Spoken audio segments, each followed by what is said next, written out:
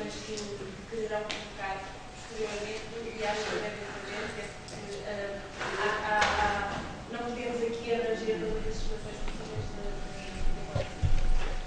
em primeiro lugar, o que se levanta em relação à risco de infecção é o que devemos saber sobre os micro-organismos.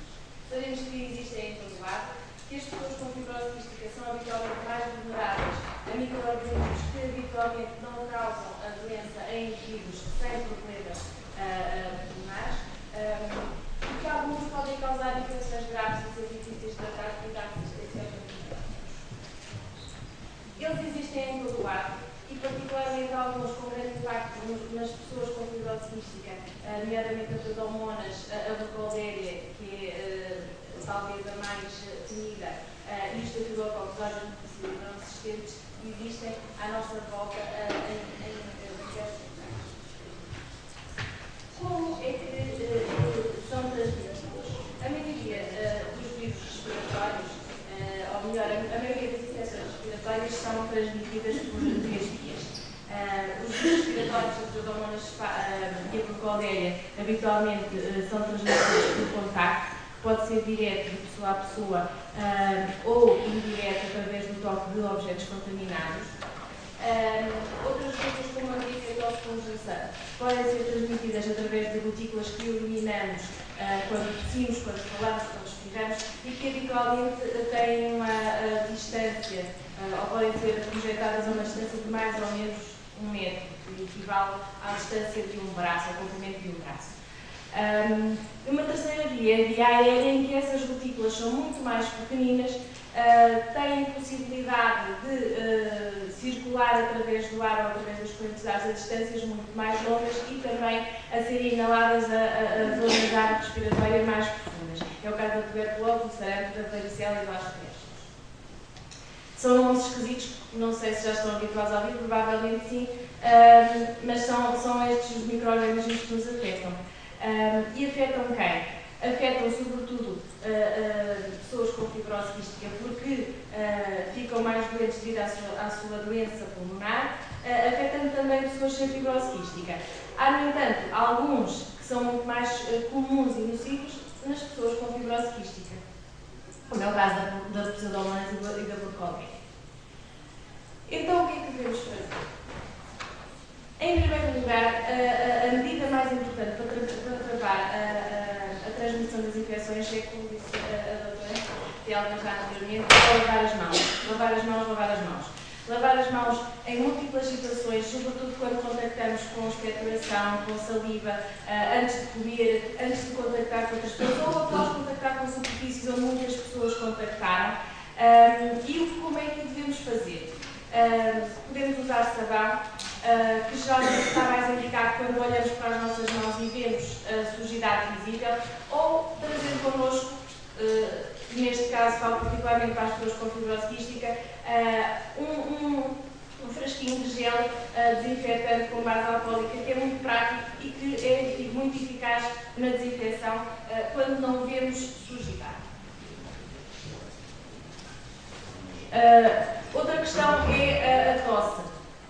Não devemos tossir ou espirrar para as mãos diretamente, devemos sempre cobrir a boca, mas usando um lenço de papel ou, em caso de isso não ser possível, tossir para o braço, como vemos na imagem. E quando usamos os lenços, deitá-los para o lixo e lavar as mãos de imediato, cumprindo as regras anteriores. Por outro lado, é extremamente importante manter um calendário vacinal atualizado, que incluirá a vacina antipneumocócica e não esquecer, e isso também é função nossa, do médico assistente, da vacina anual da gripe. Dado que não só, portanto, as pessoas com fibrose quística adquirem infecções não só a partir de pessoas que também tenham fibrose quística, mas também pessoas que ainda não têm. Nesse caso, e por isso, devem ser evitados contactos com pessoas com infecções respiratórias agudas, nomeadamente infecções virais. E, no caso disso não ser possível, tentar manter uma distância mínima de 1 metro. Lá está o tal comprimento do braço. Pode não ser socialmente muito conveniente, mas é o melhor. Por outro lado, as pessoas com fibrose quística devem evitar contacto estreito e prolongado com outras pessoas com fibrose quística. quística, nomeadamente a permanência em locais fechados e mal ventilados, viagens de carro, nas salas de espera dos consultórios e em reuniões em que a maioria dos participantes tem fibrose quística e o ambiente não seja ventilado.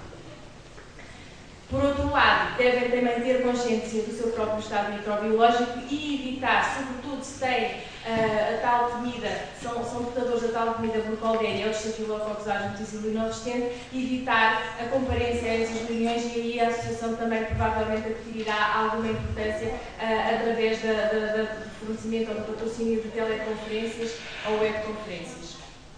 Porque, apesar de tudo, eu acho que estes doentes, ou estas pessoas, que aliás já temos estado a falar, devem ser integradas também naquilo que falamos aqui, não é? Por outro lado, não devem partilhar equipamento de fisioterapia ou respiratório e cumprir sempre as instruções de limpeza dos equipamentos que serão abordadas mais tarde.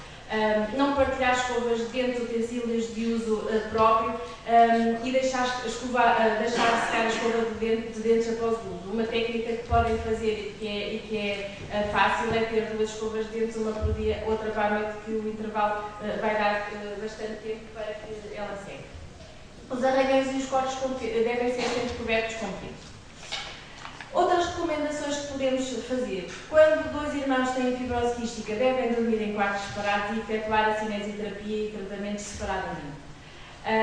Na escola, havendo 2 crianças ou mais crianças com fibrose quística, devem preferivelmente ter as aulas em classes diferentes, portanto em turmas diferentes, e no trabalho, falando já dos indivíduos adultos, devem ser comunicadas estas situações aos serviços de ensino de trabalho para que possam ser tomadas as medidas mais adequadas para evitar o risco de infecções cruzadas. Obviamente que estas questões, quer a nível da escola, quer a nível do trabalho, são questões em que existe um sigilo, podem não, as pessoas não querer divulgar a sua situação de saúde, mas há vias para que isso se faça e não, sem que todas as pessoas à volta tenham conhecimento de pormenores sobre a sua situação clínica. Devem evitar nadar em rios e lagos, evitar os campos de férias específicos para pessoas com fibrose quística. Há campos de férias sem essa especificidade e esses sim devem ser estimulados as atividades, a convivência. Devem também ser evitados os spas e outras formas de banhos em que existem pequenas gotículas de água em suspensão, dos aerossóis. Ter atenção à higiene que existe nos ginásios e nos health clubs e levar sempre a sua própria toalha. E verificar as condições das piscinas, que apesar de cumprir as regras não trazem problemas, mas temos que sempre verificar quais são as condições que existem.